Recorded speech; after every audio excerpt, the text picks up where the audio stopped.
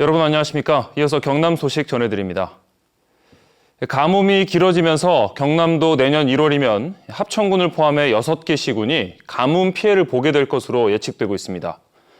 경남의 저수지 10곳 가운데 한 곳은 물이 절반도 차 있지 않고 섬 지역 주민들은 9달째 식수난을 겪고 있습니다. 최진석 기자의 보도입니다. 합천의 한 농업용 저수지입니다. 물에 잠겨 있어야 할 가장자리가 드러나 바짝 말라 있습니다. 저수율이 평년 80%대의 4분의 1 수준인 22.8%에 불과해 저수지의 물 사용이 중단됐습니다. 이 물로 농사를 짓는 마을 6곳의 농민들은 밭작물이 제대로 자라지 못할까 봐 애가 탑니다. 경남 지역 저수지 560여 곳 가운데 저수율이 절반도 되지 않는 곳은 모두 53곳입니다. 농촌공사에서 저수지를 방류를 안 시켜주면은 아마 농가들은 5월달 정도 되면은 양파 마늘을 폐기 처분해야 될 것 같습니다. 섬 지역은 사정이 더 심각합니다. 통영 추도의 미조마을 주민들은 지난 3월부터 제한급수에 들어가 사흘마다 고작 1시간씩 물을 쓸 수 있습니다. 통영시로부터 지원받은 생수는 1.8리터짜리 800여 병, 추도 주민 1명당 27개에 불과합니다. 물 문제로 아예 생활을 접고 육지로 나가는 주민들도 있을 정도입니다.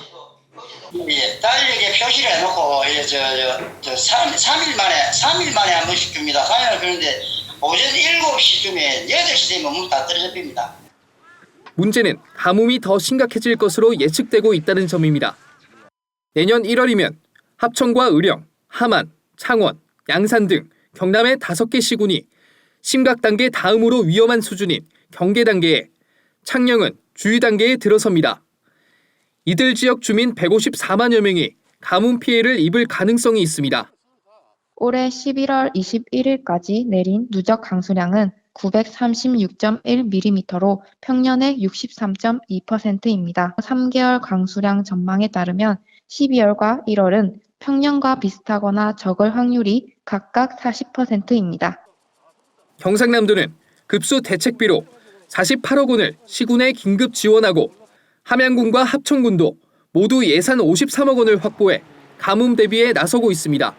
한편 한국수자원공사 남강댐 지사는 남강댐의 저수율이 29%지만 현재 수위가 저수위인 32m보다 5m 높은 37m여서 물 공급에 문제는 없다고 밝혔습니다. KBS 뉴스 최진석입니다. 박종우 거제시장이 최근 공직선거법 위반 혐의로 검찰 소환 조사를 받은 것으로 확인됐습니다. 박 시장은 선거법 위반으로 크게 2가지 혐의를 받고 있는데요. 검찰의 혐의 입증 여부에 관심이 쏠리고 있습니다. 윤경재 기자입니다. 박종우 거제시장이 검찰 소환 조사를 받았습니다. 창원지검 통영지청은 최근 박 시장을 불러 공직선거법 위반 혐의에 대해 조사한 것으로 알려졌습니다. 박 시장의 핵심 혐의는 2가지입니다. 박 시장의 측근이 지난해 국민의힘 거제시장 후보 경선을 앞두고 알고 지내던 서일준 국회의원 보좌진 1명에게 1,300만 원을 준 혐의를 받고 있습니다. 검찰은 이 돈이 박 시장으로부터 나온 것인지 수사하고 있는 것으로 알려졌습니다. 이 돈이 사적 관계에서 오간 것인지 아니면 SNS 선거 홍보 활동 등 대가성이 있었는지 여부도 수사의 관건이 될 것으로 보입니다. 검찰은 앞서 지난 5월 이 2사람의 자택을 압수수색했습니다.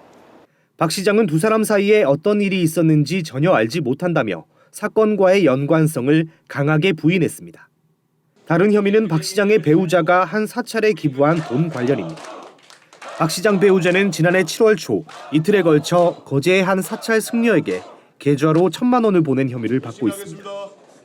6일 지방선거 전 승려가 이 사실을 선거관리위원회에 신고했고 이 승려 역시 돈을 받은 혐의로 수사를 받고 있습니다. 공직선거법은 자치단체장 후보가 되려는 자의 배우자도 선거구 안에 있는 기관과 시설 등에 기부 행위를 할 수 없다고 규정하고 있습니다.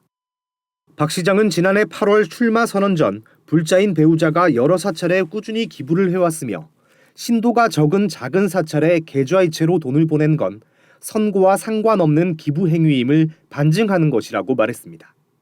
검찰은 수사 중인 사안이어서 구체적인 혐의 내용을 알려줄 수 없다고 답했습니다.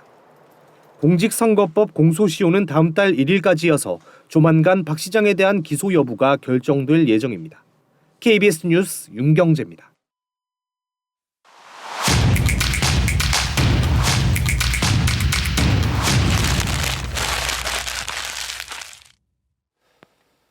진주시 의회 해외 연수 논란 소식입니다. 진주시 의회가 외유성 논란에도 해외 연수를 추진할 수 있는 이유가 있었습니다. 바로 진주시 의회 해외 연수 규칙 때문인데요. 연수심의위원회 3분의 1을 시의원들이 차지하고 있는 데다 위탁업체 선정 규정은 아예 없었습니다. 보도에 이형관 기자입니다. 진주시 의회 해외 연수에 관한 규칙입니다. 연수 필요성과 출장지 적정성을 심사하는 심의위원 9명 가운데 민간위원을 3분의 2 이상 두도록 했지만 의회 부의장과 의회 운영위 위원장, 부위원장으로 의원 3명이 참여하도록 됐습니다. 연수 대행업체 선정은 더욱 허술합니다. 외부 위원 참여 없이 의원 8명이 자체적으로 결정합니다. 내부 추진 계획에 의거해서 한 거기 때문에 8분이 이제 위원으로서 이렇게 선정에 이렇게 공정하게 참여하셨던 부분이고. 다른 자치단체는 어떨까? 울산광역시 중구의회 해외 연수에 관한 조례입니다. 연수심의위원회는 의원과 공무원은 제외하고 법조계와 학계 등 외부 인원 9명으로 꾸립니다. 연수보고서를 한 명이 대표로 작성하는 진주시 의회와 달리 참가 의원 각자 한 부씩 작성해야 합니다. 셀프 심의나 외유성 논란이 반복되는 상황에서 저희는 내부 심사위원을 배제해서 심사의 기능을 강화하는 한편 연수 이후 1인 1보고서를 원칙으로 해 진주시 의회의 해외 연수 심사나 업체 선정이 허술하게 진행될 수밖에 없다는 비판이 나오는 이유입니다.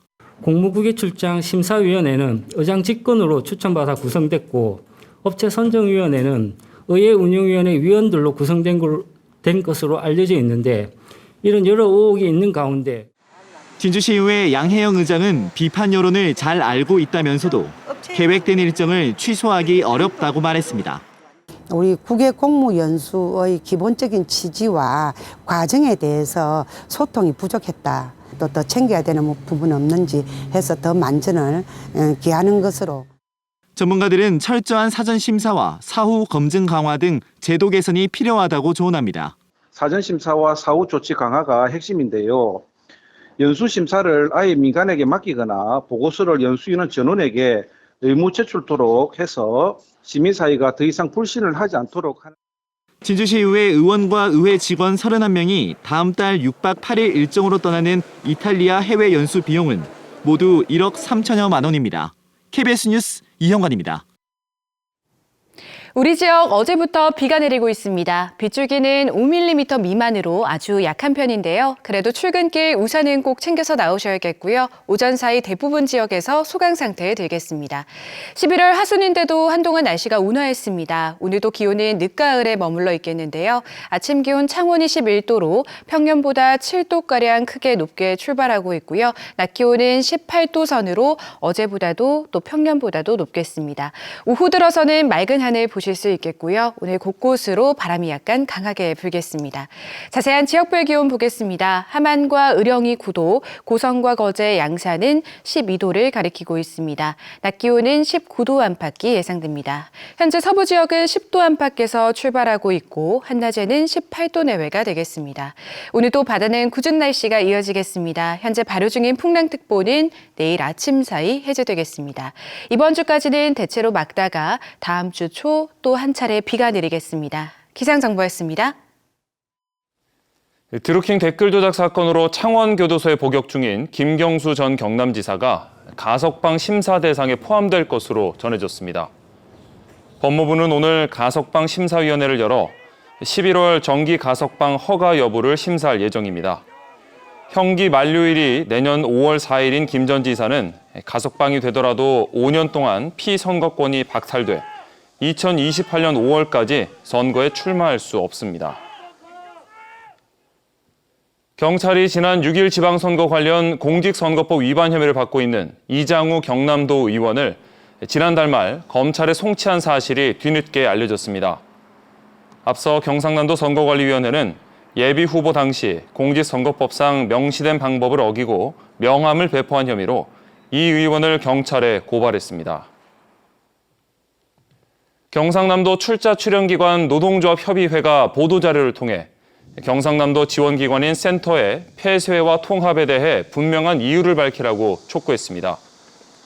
경상남도는 99개 각종 센터 가운데 사회적 경제 통합지원센터와 청년센터 등 12개를 폐지나 통합하고 내년도 전체 센터 예산 59억 원을 줄였습니다.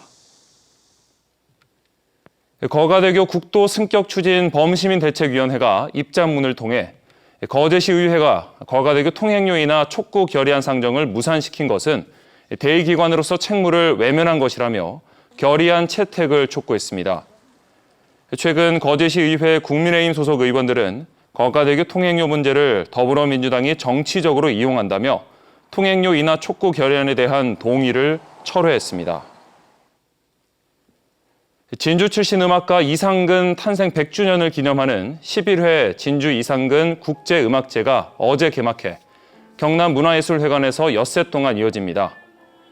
어제 개막 공연에는 인천시립합창단이 이상근 선생의 가곡 작품과 한국인이 사랑하는 합창 가곡을 선보이고 오는 27일 폐막 공연에는 진주시립국악관현악단과 아카펠라 그룹의 협연 등이 펼쳐집니다. 경남 소식 전해드렸습니다.